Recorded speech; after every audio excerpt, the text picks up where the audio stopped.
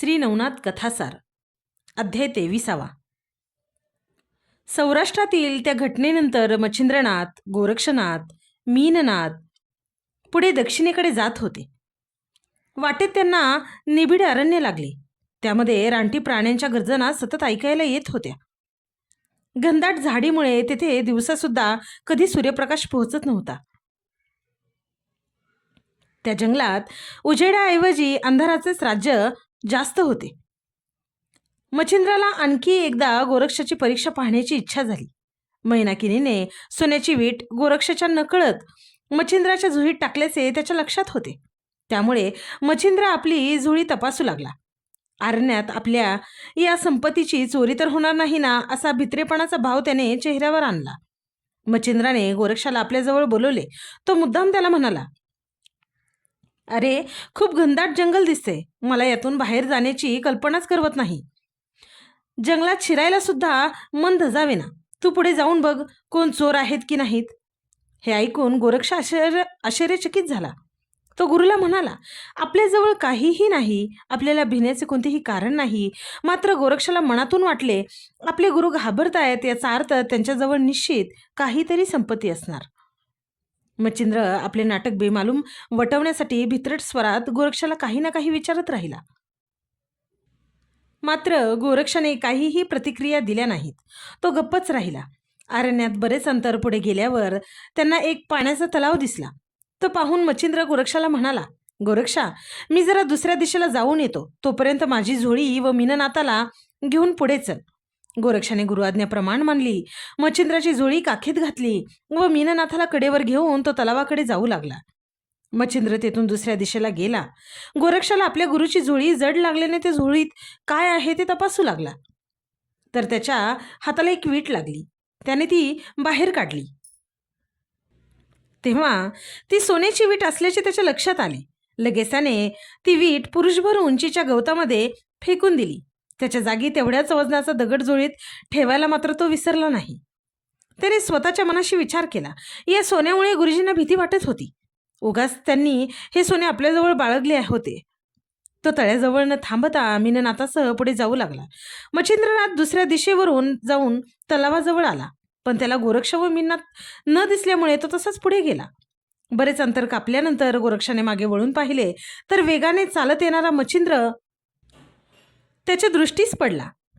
म्हणून गोरक्ष थांबला. त्याने मीननाथाला खाली उतरवले व झोळीही खाली ठेवली. तेथे जवळ गोरक्षाला एक पुष्करिणी दिसली. त्याने स्नान केले. तोपर्यंत मच्छिंद्र तेथे आला. मच्छिंद्रानेही त्या पुष्करिणीमध्ये स्नान केले. तेथे दोघांनी विश्रांती घेतली. विश्रांतीनंतर मच्छिंद्र मुद्दामच गोरक्षाला म्हणाला, अरे, एवढे अंतर तू एकटा चालून आलास, तुला कशाची भीती नाही वाटली. गोरक्षाला गुरुजींचे मन सोन्याच्या विटेमध्ये अडकल्याचे लक्षात आले. तो थोडा वेळ शांततेत जाऊ दिल्यावर म्हणाला, आता भीती बाळगायचे कारण नाही. मी भीतीचे कारण केव्हाच मागे सोडले आहे. गोरक्षाचे हे उत्तर ऐकून मच्छिंद्राने त्याला सोन्याची वीट सापडली असावी हे गृहीत धरले. तरीसुद्धा त्याने उघड रीतीने तसे बोलून दाखवले नाही. त्याच्या मनातील तळमळ मात्र खूपच वाढली. गोरक्ष पुढे जाण्यासाठी उठला. त्याने आपली झोळी घेतली आणि गुरूंची झोळी त्याच्याकडे परत केली. पूर्वीसारखीच ती झोळी मच्छिंद्राला आताही जड लागली. मग गोरक्षाच्या बोलण्याचा नेमका अर्थ काय, असा विचार करून मच्छिंद्राने आपली झोळी तपासली.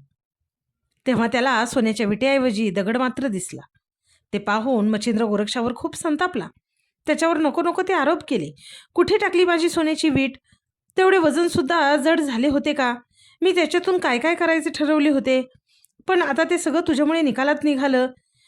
हाय रे देवा, माझं नशीबच फुटकं, असे ओरडत तो रडू लागला. तो परत काही अंतर मागे गेला. वाटेतल्या गवतात तो वीट शोधू लागला. त्यासाठी त्याने जमीनही उकरली, पण त्याला वीट कुठेही मिळाली नाही. म्हणून त्याने कपाळावर हात मारून घेतला. तो आपला ऊर बडवू लागला. त्याची ही ओरड रडारड मोठी केविलवाणी वाटत होती. ती सहन न होऊन गोरक्षाने मच्छिंद्राला शेजारच्या डोंगरावर नेले. तेथे त्याने सिद्धयोग मंत्राद्वारे संपूर्ण डोंगर सोन्याचा केला आणि मच्छिंद्राला म्हणाला, तुम्हाला यातून हवे तेवढे सोने घ्या, पण आता तुम्ही अजिबात रडू नका. ते ऐकून मच्छिंद्र त्याला म्हणाला, अरे तू तर परीस आहेस, मग मी आणखी सोने कशाला घेऊ? तू हंस आहेस, मग मी कावळा घेऊन काय करू? तू चिंतामणी आहेस, मग मी व्यर्थ चिंता कशाला करू? गोरक्षाला काहीच समजेना. तो गुरूंना म्हणाला, असं तुम्ही मानता तर इतक्या दिवस तुम्ही ती सोन्याची वीट झोळीत कशासाठी ठेवली? मच्छिंद्र लगेच उतरला, अरे खूप दिवसांपासून एक इच्छा म्हणत आहे. आपल्या देशात जाऊन साधूंना भोजन घालावे, त्यासाठी त्या विटेचा उपयोग झाला असता. तेव्हा गोरक्ष त्याला म्हणाला, एवढंच ना, मग काही काळजी करू नका, मी सर्व व्यवस्था उत्तम करतो. तो फक्त एवढे बोलून थांबला नाही, तर लगेच मंत्रांद्वारे त्याने चित्रसेन गंधर्वाला बोलवले. त्याबरोबर चित्रसेन गंधर्व लागलीच आकाशातून खाली आला. तेव्हा गोरक्षाने त्याला सांगितले, तू सर्व गंधर्वांना जगातल्या सर्व ऋषींना बोलवून आणण्यासाठी पाठव. सर्व देवतांनाही निरोप दे. सर्वांना सांग की मच्छिंद्रनाथाने बोलवले असून उत्तम भोजनाचा कार्यक्रम आहे. त्याच्या म्हणण्याला चित्रसेन गंधर्वाने होकार दिला. तो म्हणाला, तुमची आज्ञा शिरसंवाद आहे. मी तातडीने सर्वांना निरोप पोहोचविण्याची व्यवस्था करतो. एवढे म्हणून तो आपल्या कामासाठी निघून गेला. अंतर्मनाने सर्वांना निमंत्रणे मिळाली. त्यामुळे देवऋषी, सिद्ध, चारण, गंधर्व, सर्व कर्मदेवता, एकूण एक लोकपाल, दिक्पाल, भैरव, रुद्र, ब्राह्मण, ब्रह्मा, विष्णू, महेश्वर आदी सर्वजण कनक पर्वतावर एकत्र आले. रिद्धी सिद्धींनी तेथे सर्वांच्या जेवणाची उत्कृष्ट व्यवस्था केली होती. हे सर्व पाहून मीननाथाला खूप आश्चर्य वाटत होते. सिद्धींनी अन्न बनविले. 7 सटव्यांनी जेवणाची जागा सपाट करून स्वच्छ केली. जलदेवतांनी सडामार्जन केले. कुमारी, धनदा, नंदा, विमला, लक्ष्मी आदी देवींनी सर्वांना जेवावयास वाढले. अष्टवसूंनी प्रत्येक देवता व ऋषी यांना क्षेमकुशल विचारले. उपरीचर वसूने सर्वांना दक्षिणा वाटली. मच्छिंद्रनाथ प्रत्येकाला भेटून विचारपूस करत होता. गंगेचे पाणी स्वतः गंगाच वाढत होती. चित्रसेन गंधर्व विडे देण्याचे काम करत होता. 108 तीर्थे उष्टी पात्रे उचलत होती. भोजनानंतर अप्सरांच्या गायन नर्तनाचा आस्वाद घेता येत होता. शंकर पंक्तीला होते. अशा वेळी गोरक्षनाथाला एकदम गहिनीनाथाची आठवण झाली. लगेच तो मच्छिंद्राला म्हणाला, अहो गुरुजी, आपण एका व्यक्तीला विसरलो की. मधु ब्राह्मणाच्या घरी गहणीला ठेवले होते. त्याला आणण्यासाठी कोणाला पाठवायचे का? तेव्हा मच्छिंद्रानेही त्याला होकार दिला. तो म्हणाला, अरे या सोहळ्यासाठी आपण त्याला आणूया. मीननाथाची आणि त्याची त्या निमित्ताने भेटही होईल. मच्छिंद्राने लगेच तशा आशयाचे पत्र लिहिले आणि सुरोचन गंधर्वाला पत्र देऊन त्याला गहणीनाथाला घेऊन येण्यास सांगितले. सुरोचन गंधर्व ते पत्र घेऊन तातडीने कनकगिरीला पोहोचला. सुरोचनाने मधु ब्राह्मणाच्या हाती ते पत्र दिले. तो गहनीनाथाचे पालन करत असलेला पिता होता. त्याने पत्र वाचले. सुरोचनाकडे तो बारकाईने पाहू लागला. तेव्हा सुरोचनानेही आपले खरे स्वरूप त्याला दाखवले. मधु ब्राह्मणाला खूप आनंद झाला. आपल्या 6-7 वर्षाच्या मुलाला शंकराचे दर्शन होणार, त्यामुळे आपल्याला ती संधी मिळणार म्हणून तो लगेच या गोष्टीला तयार झाला. सुरोचनाने त्या दोघांना शीघ्र वेगाने मच्छिंद्राजवळ आणून सोडली. मधु आपल्या मुलाला म्हणाला, बाबा, हे मच्छिंद्र आणि हे गोरक्ष आहेत. यांनी तुला सांभाळण्यासाठी माझ्याजवळ दिला होता. त्याचे वाक्य पूर्ण होते ना होते तोच गहणी, नाथ, मी तुम्हाला शरण आहे, वंदन करतो, असे आपल्या गोड आवाजात म्हणाला. आणि त्याने या दोघांना साष्टांग दंडवत केला देखील. शंकर त्याच्याजवळ होते. गहणी शंकराकडे एकटक पाहत होता, म्हणून शंकराने त्याला आपल्याजवळ बोलवले. प्रेमाने त्याच्या पाठीवरून हात फिरवला. शंकर गोरक्षाकडे वळून त्याला म्हणाले, हा करभाजन ऋषी आहे. याच्या शिष्यरूपाने मीच पुढे अवतार घेणार आहे. तू आत्ताच्या आता माझ्यासमोर याला कानमंत्र दे. याला पूर्ण अनुग्रह करून सर्व विद्या प्राप्त करून दे. ही माझी आज्ञा आहे. ते ऐकून गोरक्षनाथाने गहणीला बोलवले. शंकराची आज्ञा पाळण्यासाठी त्याने लगेच सर्व देवांच्या समोरच गहणीनाथाला अनुग्रह दिला. कनक पर्वतावरील हा भोजन समारंभ 1 महिनाभर चालला होता. त्या पूर्ण 1 महिन्यात गोरक्षनाथाने गहणीला सिद्धांत सांगितले. तो समारंभ 1 महिन्यानंतर पूर्ण झाला. तेथे शंकराच्या समोरच एक वर्षभर गहिनीनाथाचा अभ्यास करून घ्यायचे ठरले. खरं तर मधु ब्राह्मणाकडे गहिनीनाथ 12 वर्ष राहणार होता आणि आता कुठे तो अवघ्या 7 वर्षांचा होता. परंतु सिद्ध झाल्यानंतरच 1 वर्षाने गहिनी तुझ्या घरी येईल असे मधु ब्राह्मणाला समजावून सांगून त्याला एकट्यालाच कनकगिरीला परत पाठवण्यात आले. ऋषी, मुनी, देवता यांना परत पाठवण्यापूर्वी त्यांचा योग्य सन्मान करणे आवश्यक होते.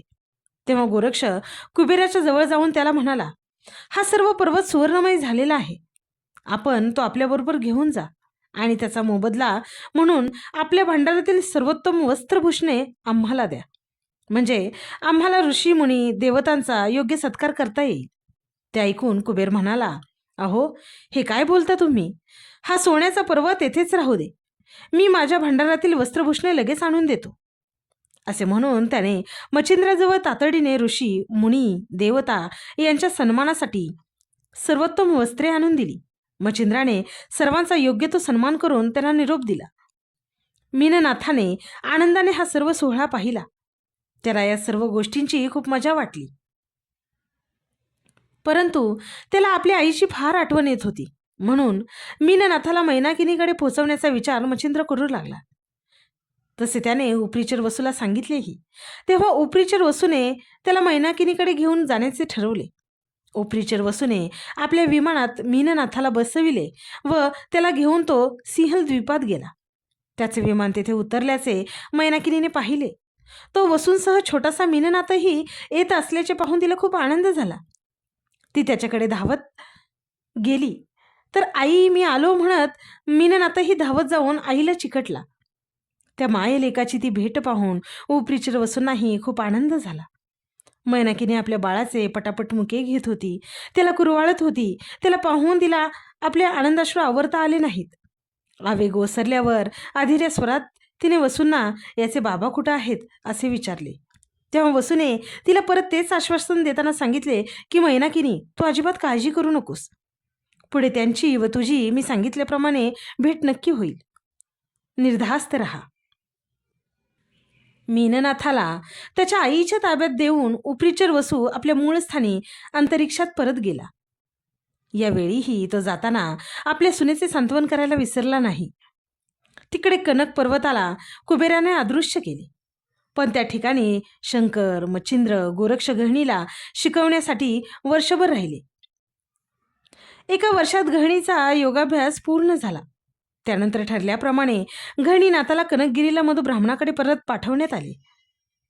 आदिनाथ, आपण अंशरूपाने याच ठिकाणी राहावे अशी आमची प्रार्थना आहे, अशी विनंती शंकरांना मच्छिंद्र व गोरक्ष या गुरुशिष्यांच्या जोडीने केली.